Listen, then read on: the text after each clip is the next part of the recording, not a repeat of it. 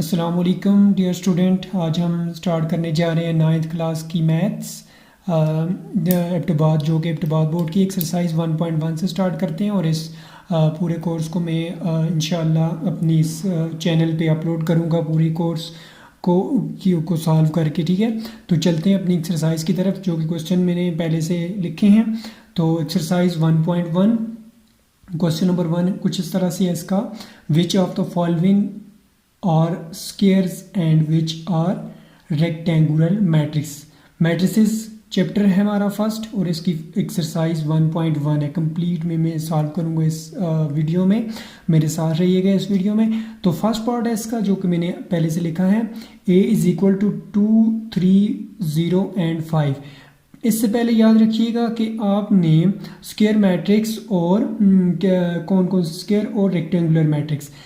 Square matrix वो matrix होते हैं जिसकी number of row is equal to number of column हो। देखें, इससे पहले आपको ये भी पता होना चाहिए कि रो क्या होती है और कॉलम क्या होता है। ठीक है, ये जो है ये रो है, इसमें 2 और 3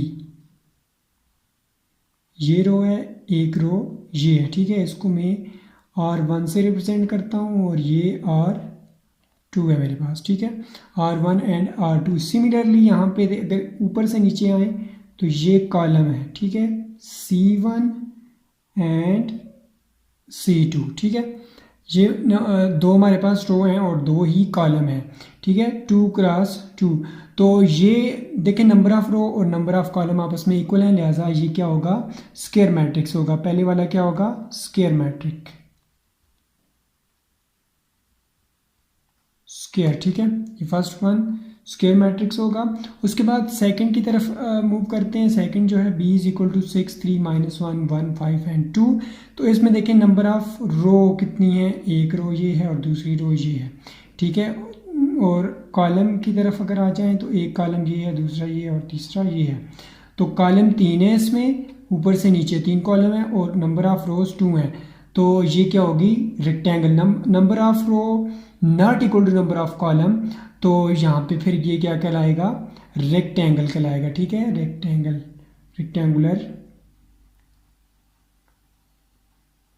रेक्टेंगुलर मैट्रिक्स। ठीक है, ये हो गया। इसके बाद सी है 1, 0, 0, 0, 2, 0, 0, 0, 1। इसमें नंबर ऑफ रो 1, 2 और 3 और नंबर ऑफ कॉलम ये 1, 2 और 3। इसमें भी number of row and number of column आपस में इक्वल हैं, तो ये क्या होगा, ये भी स्क्वायर मैट्रिक्स होगा, स्क्वायर मैट्रिक्स। ठीक हो गया। इसके बाद बी है, फोर्थ पार्ट है। इसमें देखें एक ही रो है और एक ही कॉलम है, तो इसको हम लिख सकते हैं, ये क्या है जी हमारे पास, ये है स्क्वायर मैट्रिक्स।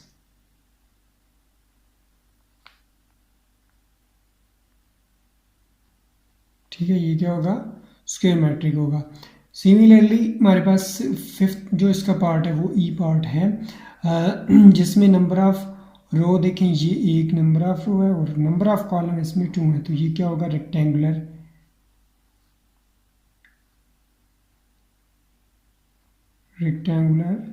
मैट्रिक्स। ठीक हो गया।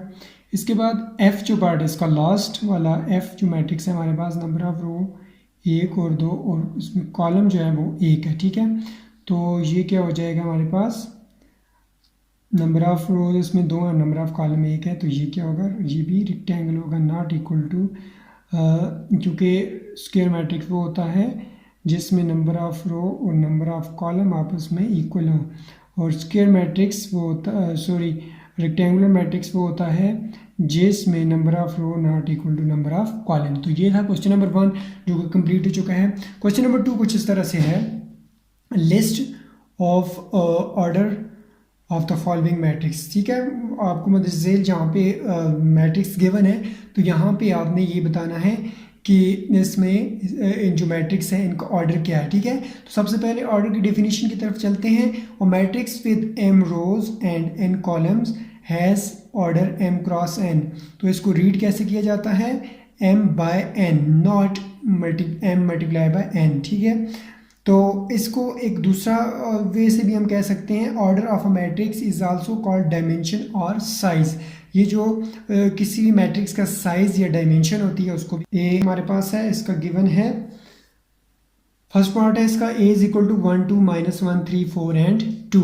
ये हमारे पास इसका फर्स्ट पार्ट है। तो इसका हमने ऑर्डर चेक करना है कि इसका ऑर्डर क्या है। तो नंबर ऑफ रोज आपने सबसे पहले चेक करना है, नंबर ऑफ रो। इसमें नंबर ऑफ रोज देखें तो कितनी है, एक नंबर ऑफ रो ये है, दूसरी ये, और नंबर ऑफ कॉलम 1 2 और 3। नंबर ऑफ कॉलम कितने हैं, 3 है। तो इसका ऑर्डर क्या होगा, ऑर्डर इज इक्वल टू, देखें नंबर ऑफ रो पहले आपने चेक ये देखना है कि नंबर ऑफ इसमें रोज कितनी है। ठीक है, नंबर ऑफ रोज 2 हैं, 2 क्रॉस 3। नंबर ऑफ कॉलम कितने हैं, 3 है। इसको 2/3 भी लिख सकते हैं, 2 क्रॉस 3 भी। नॉट ये इसका मतलब ये नहीं है कि 2 को 3 के साथ मल्टीप्लाई कर लें, ये 2/3 इसको हम इस तरह भी लिख सकते हैं, और 2/3 इस तरह भी लिख सकते हैं। ठीक है, इसका क्या है, नंबर ऑफ रो, एक नंबर ऑफ रो है और एक ही नंबर ऑफ कॉलम है, तो 1/1। इसका ऑर्डर क्या होगा, ऑर्डर इज इक्वल टू 1/1।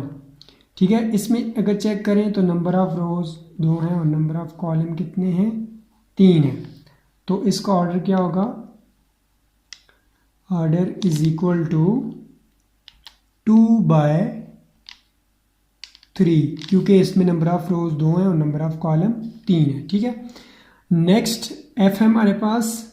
इसमें इसका ऑर्डर चेक करते हैं, ऑर्डर इज इक्वल टू, इसमें नंबर ऑफ रो 1 2 और 3, नंबर ऑफ कॉलम 2 है। तो नंबर ऑफ रो को पहले लिखते हैं, नंबर ऑफ रोज हमारे पास 3 है, 3/2।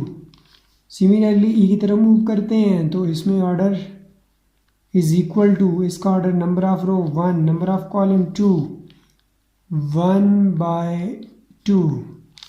नेक्स्ट डी हमारे पास है, इसमें नंबर ऑफ रोज 1 2 और 3, नंबर ऑफ कॉलम 1 2 और 3। ऑर्डर इसके क्या होगा, order is equal to 3/3।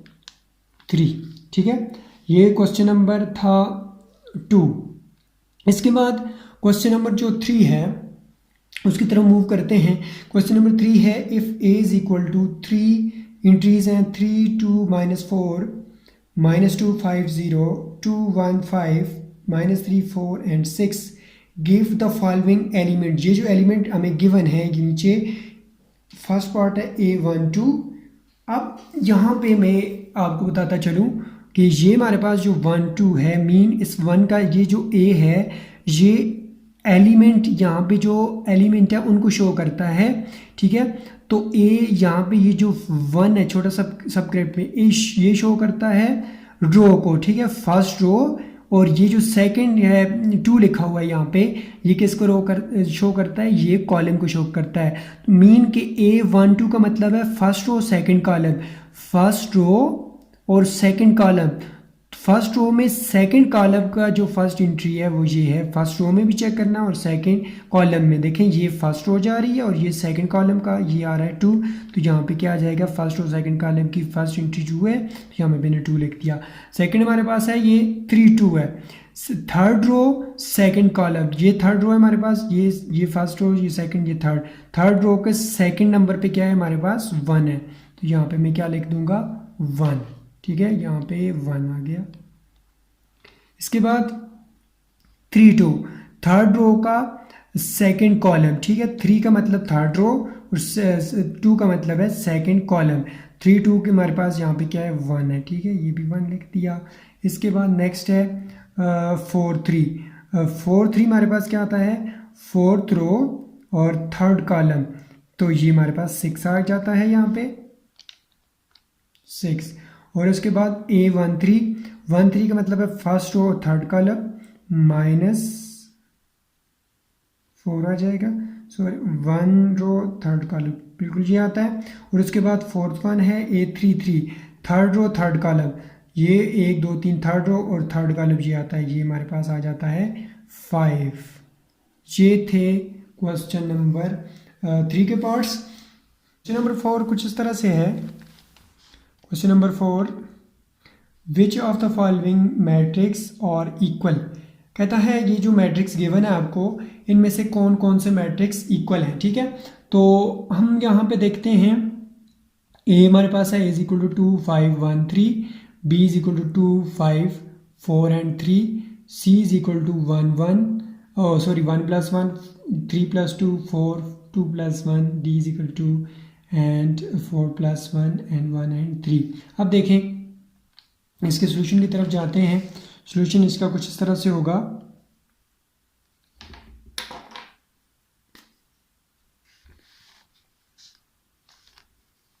Solution देखें, ए हमारे पास है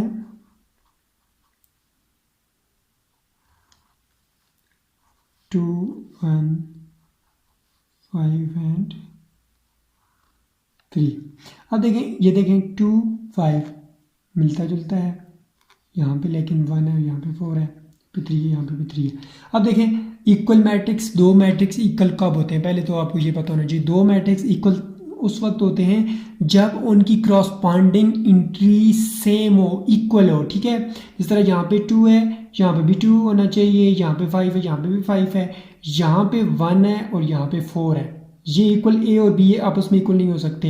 यहाँ पे 3 और यहाँ पे भी 3 है, लेकिन एक यहाँ पे एंट्री इनकी यहाँ पे 1 है और यहाँ पे 4 है, लिहाजा ए और बी आपस में इक्वल नहीं हो सकते। अगर ए का हम मुवाजना करते हैं सी के साथ तो 1 प्लस 1 2, ये 2 आ जाता है, 3 प्लस 2 5, यहाँ पे भी 5 आता है, यहाँ पे 1 आता है और यहाँ पे 4 आता है, ये भी आपस में इक्वल नहीं है। 2 प्लस 3 ये तो हो सकते हैं, लेकिन यहाँ पे 3 है, वहीं इनके यहाँ पे एक एंट्री सेम नहीं है। अब ए को डी के साथ चेक करते हैं। देखें ए की यहाँ पे 2 है, यहाँ पे भी 2 है, और यहाँ पे 5 है और 4 प्लस 1 में भी 5 आता है, ये भी ठीक है।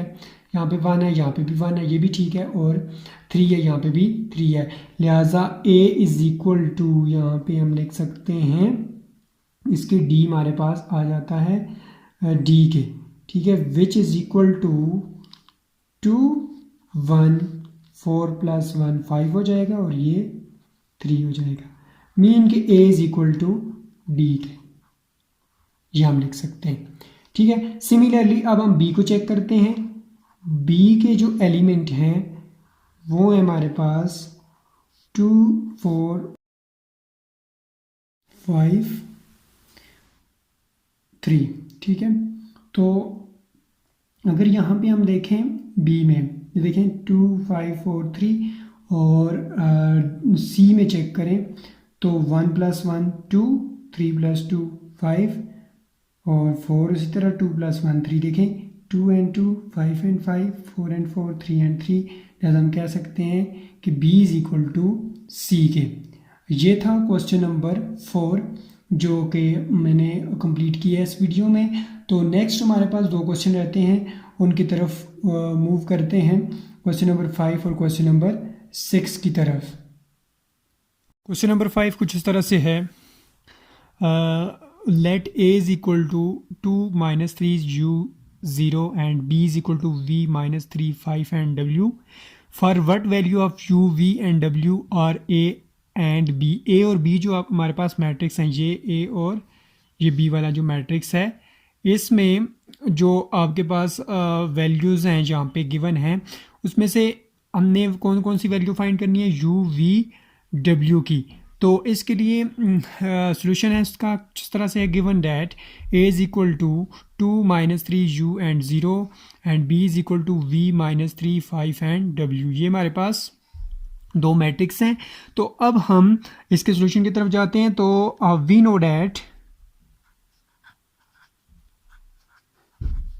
नो डैट जो क्रॉसपॉन्डिंग एंट्री होती है वो आपस में क्या होती है, इक्वल होती है। जिस तरह यहाँ पे a 2 है और v हमारे पास यहाँ पे b में क्रॉसपॉन्डिंग एंट्री इसकी जगह v है, यहाँ पे 2 है और यहाँ पे v है, तो v हमारे पास क्या हो जाएगी, v इज इक्वल टू 2। ठीक है, यहाँ पे v है और ये 2 है, उसकी क्रॉसपॉन्डिंग एंट्री मेन के ये a जो मैट्रिक्स है उसमें जो 2 है और b में इसी जगह पे v है उसकी जगह। जिस तरह यहाँ पे u यहाँ पे है और b में 5 है इसकी जगह पे, तो u हमारे पास हो जाएगा u इज इक्वल टू 5।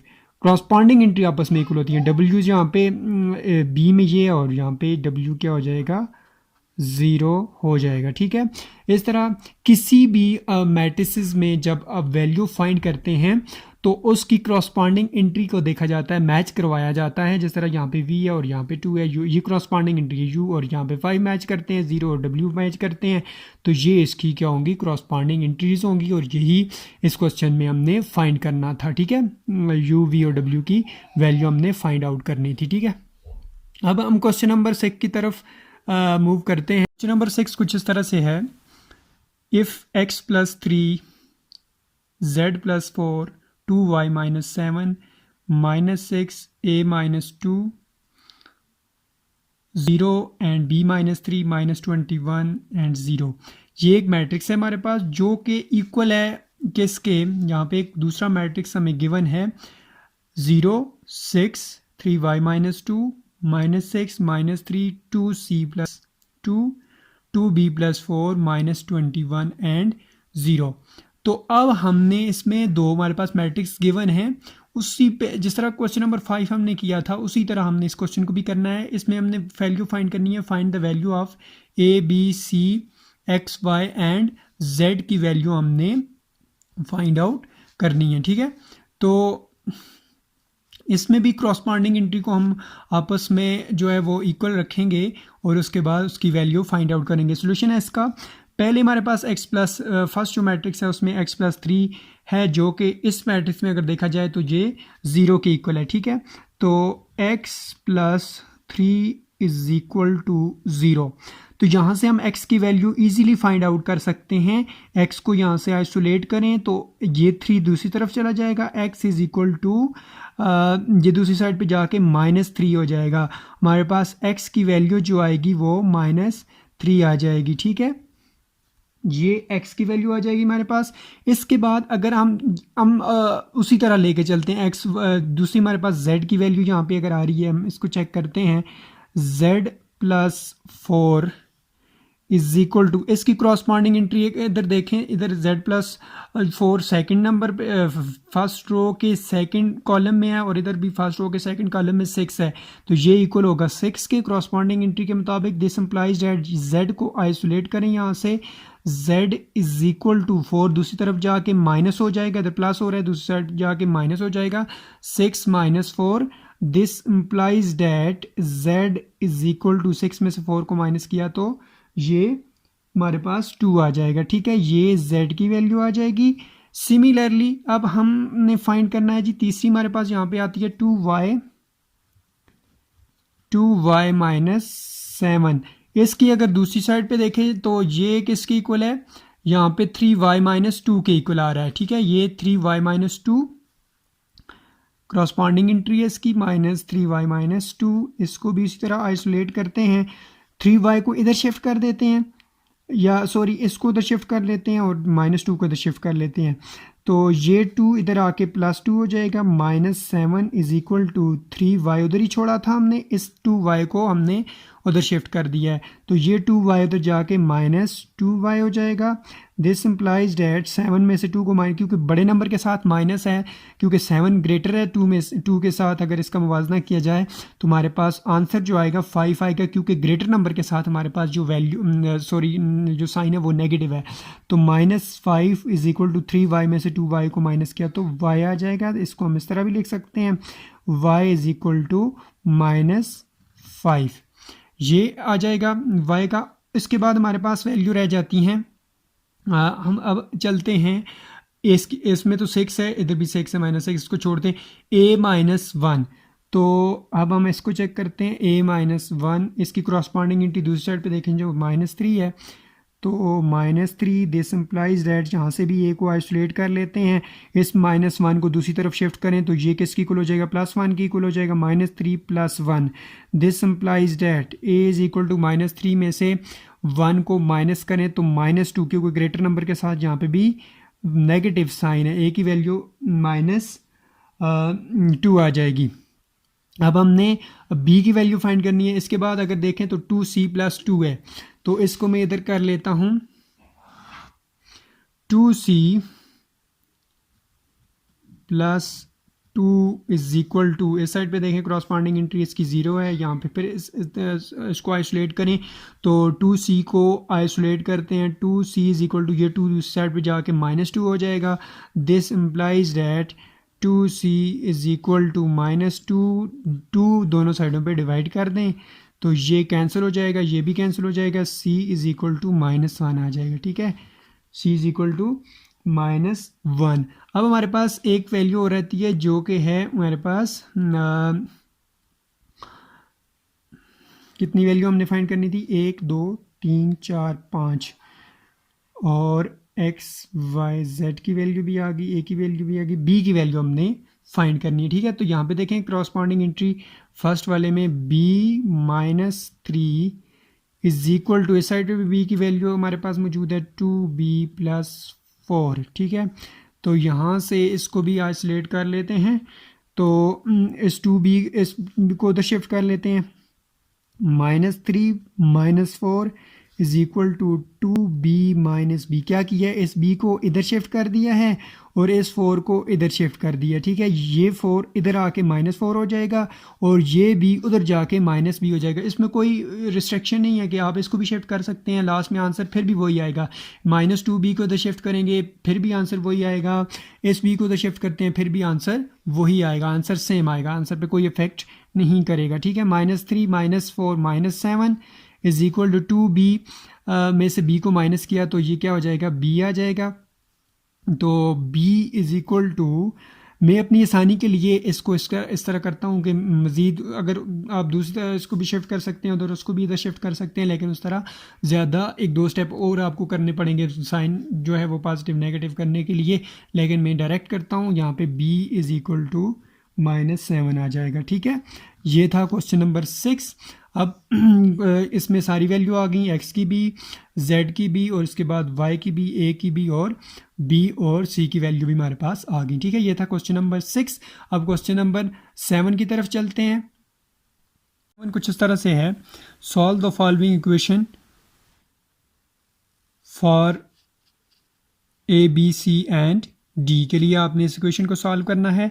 थोड़ा सा कॉम्प्लिकेटेड क्वेश्चन है, लेकिन मैं आपको इस क्वेश्चन का एक ट्रिक बताऊंगा, उससे आप इजीली इस क्वेश्चन को सॉल्व कर सकेंगे।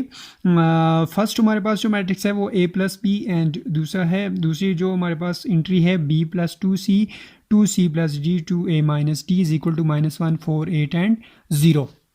अब सबसे पहले हमने क्या काम करना है सोल्यूशन में, सोल्यूशन की तरफ मूव करने से पहले आपको बताऊं कि आपने यहाँ पे इक्वेशंस बनानी है। ठीक है, फिर उन इक्वेशंस को सॉल्व करना है। ठीक है, सोल्यूशन है इसका,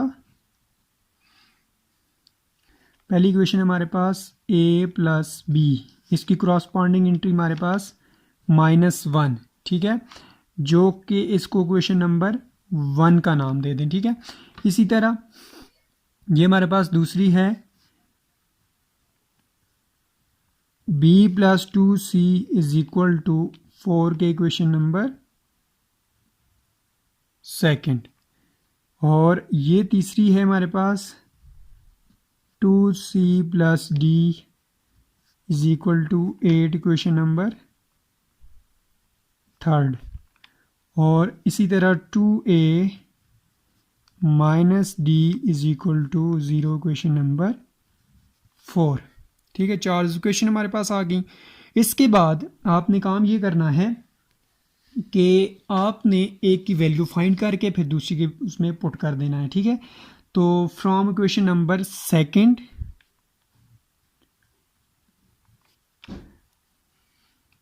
इक्वेशन नंबर 2 ये वाली जो इक्वेशन है, ठीक है, इससे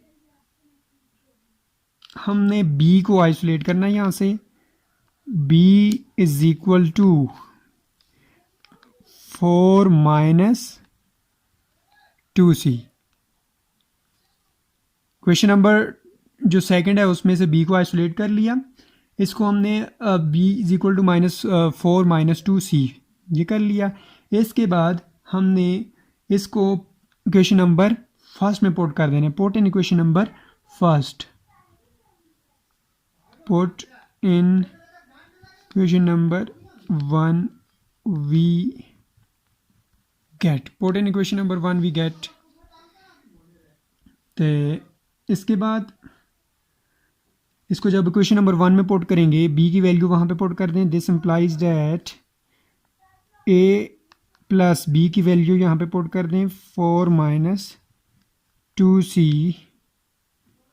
is equal to -1। This implies that, इसको हम इस तरह लिख सकते हैं, A plus 4 minus 2c is equal to -1। This implies that, इसको हम इस तरह भी लिख सकते हैं, a minus 2c is equal to -1 -4 दूसरी साइड पे जाके प्लस +4 दूसरी साइड पे जाके -4 हो जाएगा। This implies that a minus 2c is equal to -5 आ जाएगा। ठीक है, तो इसको इक्वेशन नंबर 5 का नाम दे देते हैं। इसके बाद अब हमारे पास इक्वेशन है इक्वेशन नंबर 3 और 4, ये वाली जो इक्वेशन है 3 और 4, इसको हम इन दोनों को अगर हम ऐड करें, इन दोनों को अगर ऐड करें तो उसके बाद देखें 2c plus D is equal to 8, 2a minus D is equal to 0।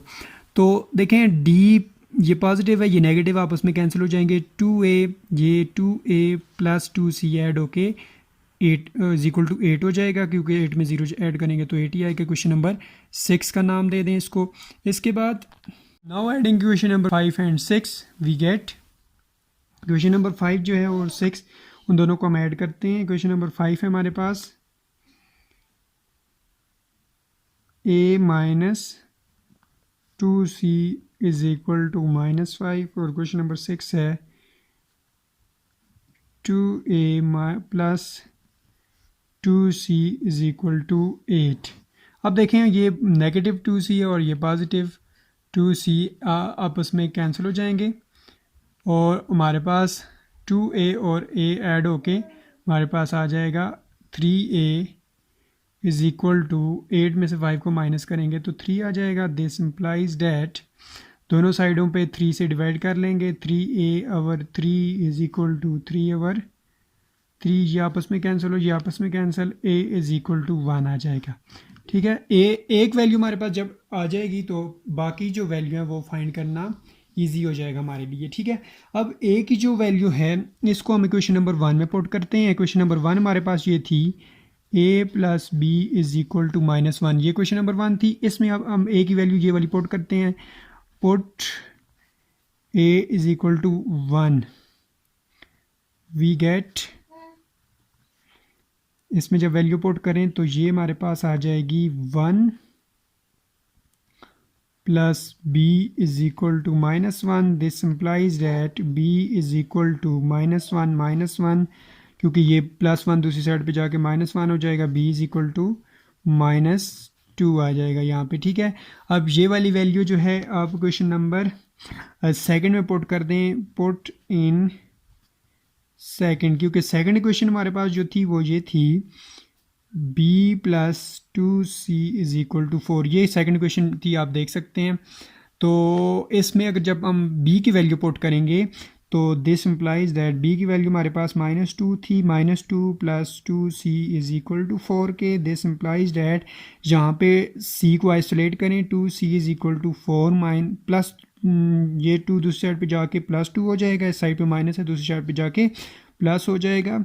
2c is equal to 4 और 2 6 हो जाएगा, दोनों साइडों पे 2 से डिवाइड कर दें क्योंकि 2 यहाँ पे मल्टीप्लाई हो रहा है। 2c over 2 is equal to 6 over 2, और यहाँ से इस 2 को कैंसिल कर दें, ये 3 टाइम कटेगा और c इज इक्वल टू 3 आ जाएगा। c की वैल्यू भी हमने फाइंड कर ली।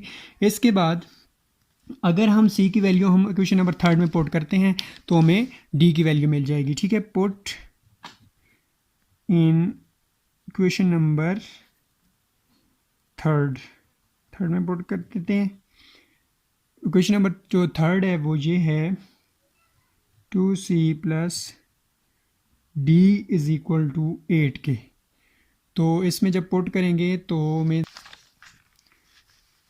ये हो जाएगा हमारे पास, c की वैल्यू पुट करनी है। This implies that 2 into c की वैल्यू हमारे पास 3 है, plus d is equal to 8 के। दिस इम्प्लाइज दैट 2 3 ज़ार 6 plus D is equal to 8 के, this implies that D is equal to 8 minus ये प्लस 1 तो साइड पे जाके 6 हो जाएगा, -6 हो जाएगा। This implies that D is equal to 8 में से 6 को माइनस करें तो 2 आ जाएगा। ये डी की वैल्यू थी।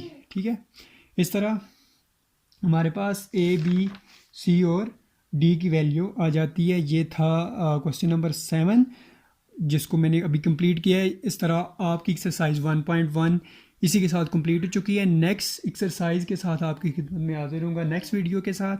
तब तक के लिए अपना ढेर सारा ख्याल रखिएगा, दुआओं में याद रखिएगा। अगर वीडियो अच्छी लगी हो तो लाइक कीजिएगा और मेरे चैनल को सब्सक्राइब कीजिएगा। मैं पूरा कोर्स आपके 9th क्लास का मैं इसमें इंक्लूड करूँगा। तब तक के लिए अल्लाह हाफ़िज़।